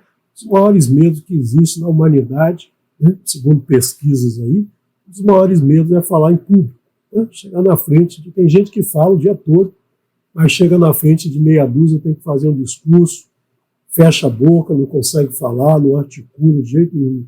E isso é um grande medo, né? Medo até maior do que a morte. Tem gente que prefere morrer a falar em público. Vaiomer Adonai el Moshe. Falou Adonai, disse Adonai para Moshe: Vê, metatirra, eu te coloquei, Elohim, me farou, eu te coloquei como Elohim para o faraó. Vê Aharon, Ahiha, e Aharon, teu irmão, e Rie me vierra. E Aharon, teu irmão, será teu profeta. Então aqui o Eterno está dizendo: olha, você vai ser o meu mensageiro, vai ser o meu porta-voz, né? Então você vai estar calçado, você vai estar me representando. Lembra lá dos 3 homens que apareceram para Avraham no Manre, né? Quando ele estava lá embaixo do cavalo, apareceram 3 homens. Um deles era o mensageiro. Todos eram mensageiros, mas um era o que vinha trazer a notícia do Eterno, era o representante do Eterno. O Eterno faz isso, né? Ele estabelece Elohim, é o seu porta-voz, não como Moshe, como sendo um ser superior, um ser que deva ser idolatrado, nada disso, mas Moshe como sendo o porta-voz da palavra do Eterno. E ele é até hoje, né? Até hoje o representante do Eterno, tanto que o Eterno chama a Torá de Moshe. A Torá de Moshe, por quê? Porque através de Moshe ele nos deu a sua palavra escrita. Então nós temos aqui que Moshe é um Elohim para o faraó e para todos nós, e Aharon, teu irmão, será o teu profeta. Tu falarás tudo o que eu te ordenar, e Aharon, teu irmão, falará ao faraó e enviará os filhos de Israel de sua terra. Então o faraó vai ouvir e vai enviar. Mas não vai ser tão simples assim, porque o Eterno vai fazer uma ressalva agora. O Eterno vai dizer: Veani Akshe et lev faró, e eu endurecerei o coração do faraó.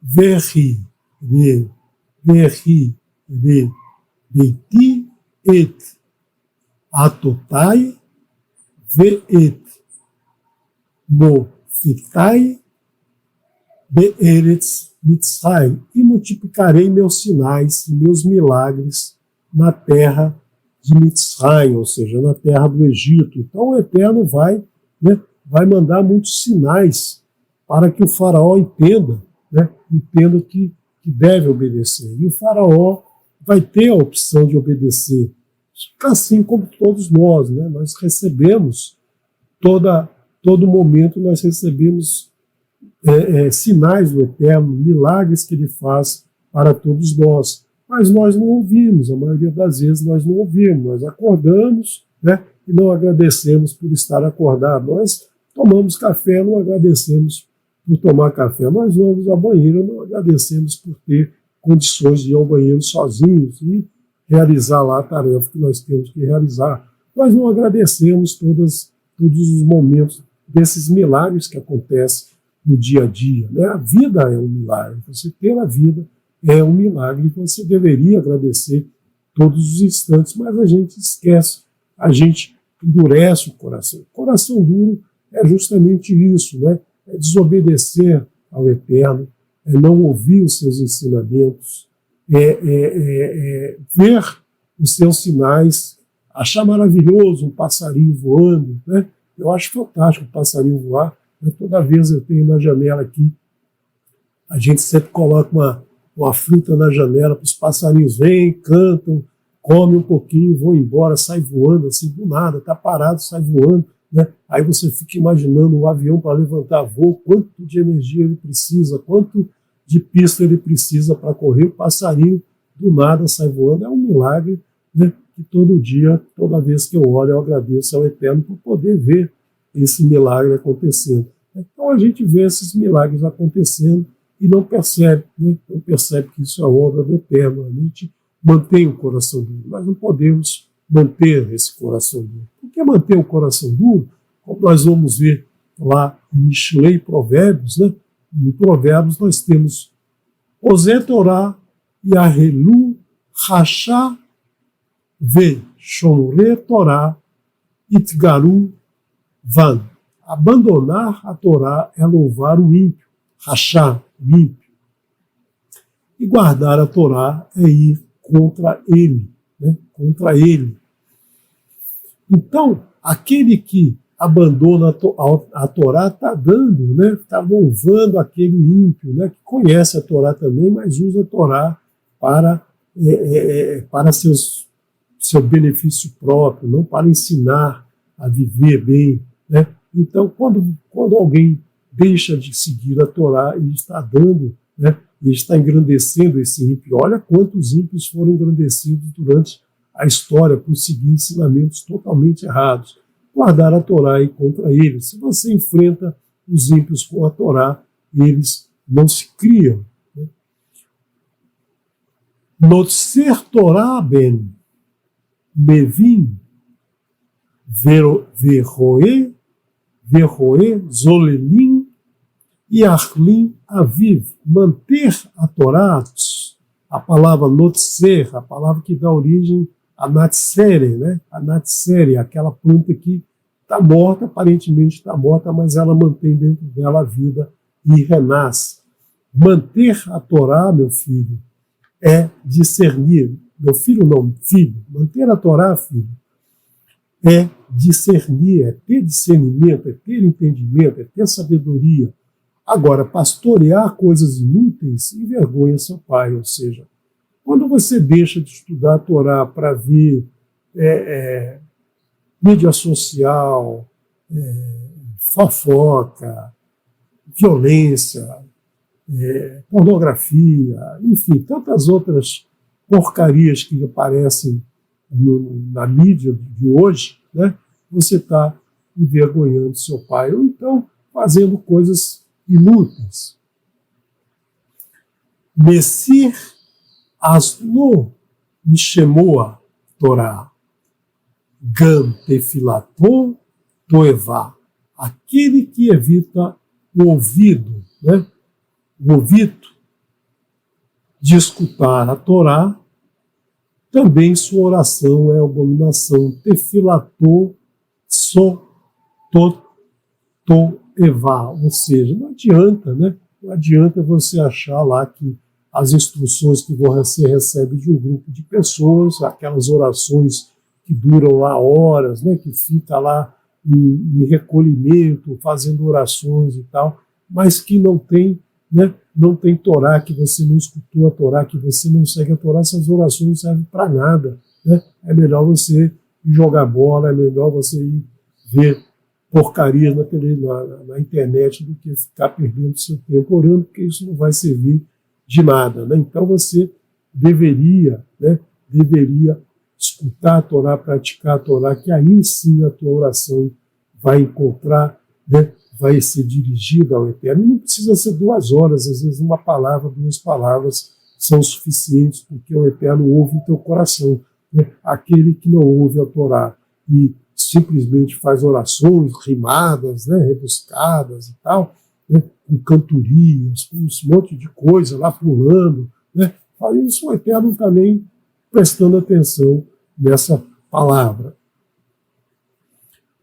Mechasef feshaav lo yatzeleichach u modeh veosef yerucham. Esconder suas transgressões não te fará prosperar.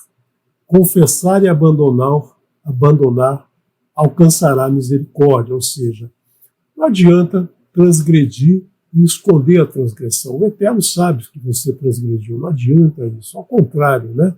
Isso aí não vai te trazer prosperidade. Ao contrário, quando você confessa e abandona aquilo, você errou, não tem problema nenhum errar. Né? Errar faz parte do aprendizado. Mas se você erra, fala, olha, errei e não vou mais errar dessa maneira. Ou eu vi que o faraó errou e não vou errar da mesma maneira, vou fazer direitinho agora, você, né, nunca mais faz isso, você então alcança a misericórdia.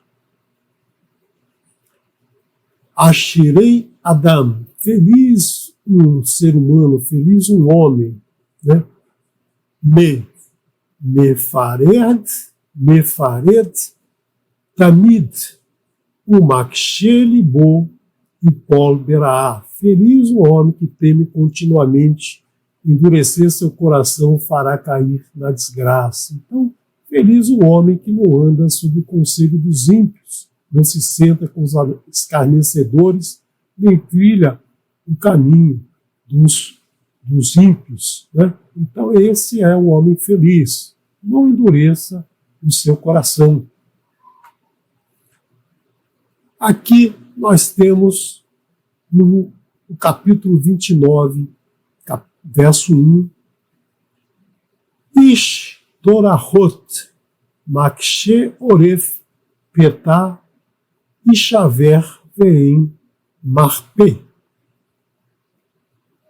Um homem repreendido, ou seja, um homem que houve a orientação certa. Olha, você fez isso aí errado, o certo é fazer assim. O homem é repreendido, que mantém o pescoço duro, ou seja, não se inclina, não aceita, não reconhece que errou, não aceita os seus erros, não confessa e não deixa esses erros de lado, será repentinamente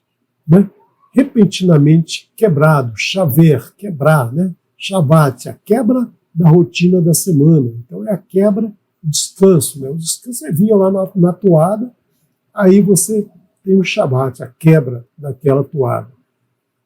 Repentinamente será quebrado e não existirá cura. Raf é cura, Rafael.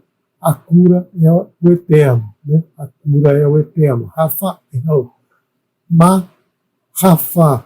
Né? Mahafá é justamente a cura. A cura é o Eterno. Então, aquele que vive de pescoço duro, aquele que vive no pescoço duro, aquele que não ouve, que transgrediu, que não aceita os seus erros, não aceita a orientação de fazer o que é correto, esse, né, em determinado momento vai se quebrar, porque tudo que é duro quebra, né? Tudo que é duro quebra em determinado momento. Então nós vamos agora encerrar por hoje, né? Vamos então ouvir a Birkat Kohanim com o nosso querido Garganta de Ouro.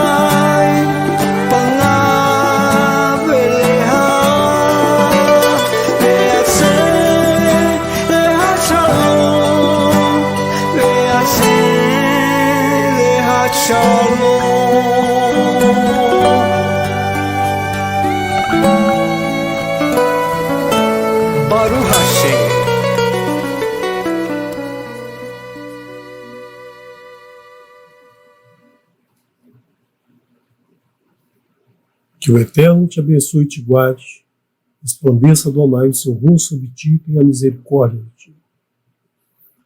Levante Adonai o seu rosto sobre ti e te conceda shalom, paz, saúde, prosperidade, bem-estar, segurança, alegria e felicidade que vem do Eterno. B'Shem Yeshua HaMashiach, em nome de Yeshua, ungido do Eterno. Amém. Elohim Melech Neeman, Elohim é Rei fiel. Shalom, Shabbat Shalom Lekulam. Tenham todos uma boa noite de descanso. Amanhã retornamos às 10 horas, dar continuidade a essa porção.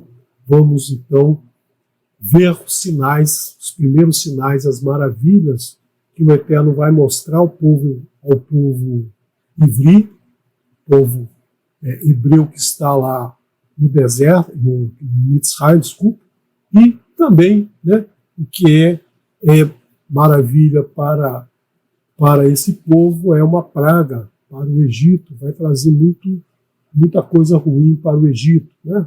Que tudo é assim na nossa vida, ou a gente escolhe maravilha, ou a gente escolhe praga, ou a gente escolhe bem, ou a gente escolhe ruim, né? Então depende de como está o teu coração. Se o teu coração estiver endurecido, fechado, vai ser uma praga. Mas se estiver aberto ao Eterno, vão ser maravilhas que Ele vai colocar para você. Shalom, shalom. Vamos ouvir agora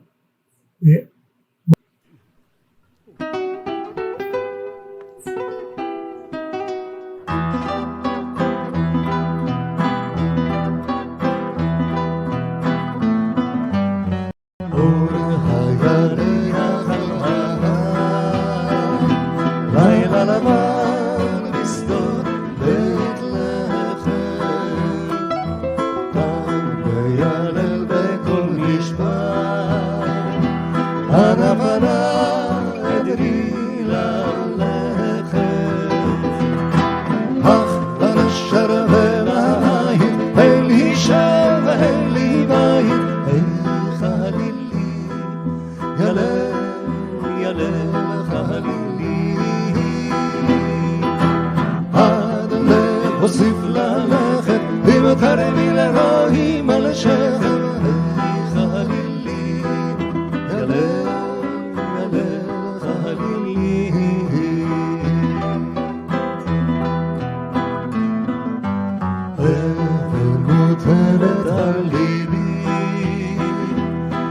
אבנים בשדות בית לחם,